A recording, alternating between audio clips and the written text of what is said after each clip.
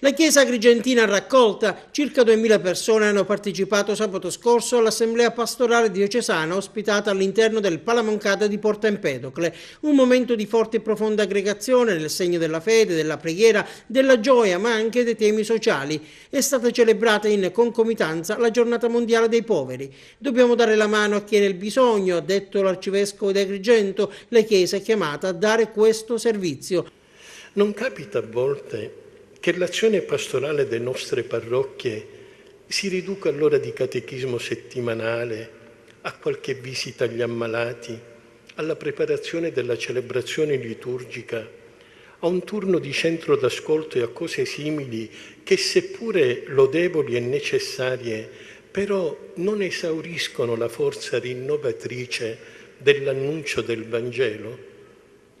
Non capita che se un povero ci chiede qualcosa sia mandato da noi al gruppo caritativo quasi quel povero non fosse un problema anche nostro, ma solo di alcuni?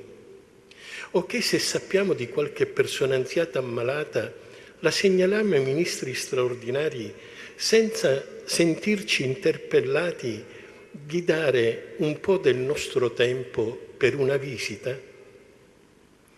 Non è forse vero che è sufficiente vedere in qualche occasione le nostre chiese più o meno piene, i nostri oratori più o meno affollati, i nostri incontri di catechesi più o meno partecipati per convincerci di aver fatto tutto quello che andava fatto?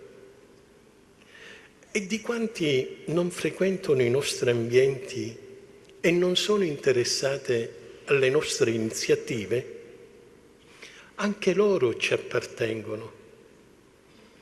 E il resto della vita di chi si accontenta di venire a messa senza dare un seguito alla sua vita? Nel corso dell'omelia, Monsignor Montenegro ha ancora una volta rivolto l'ennesimo appello per salvare la cattedrale e il costone di San Gerlando. All'interno della lunga lettera pastorale letta ai fedeli, Don Franco si è soffermato poi su altre delicate questioni. Mi preoccupano, ha tuonato il cardinale, diverse fragilità che ad oggi sono lasciate da sole e possono diventare terreno fertile per il proliferare di quella mentalità mafiosa e di quella cultura della violenza che con l'amaro in bocca, ma coraggiosamente, lo dobbiamo riconoscere, si insinua, ha concluso Don Franco, come un cancro nei nostri ambienti.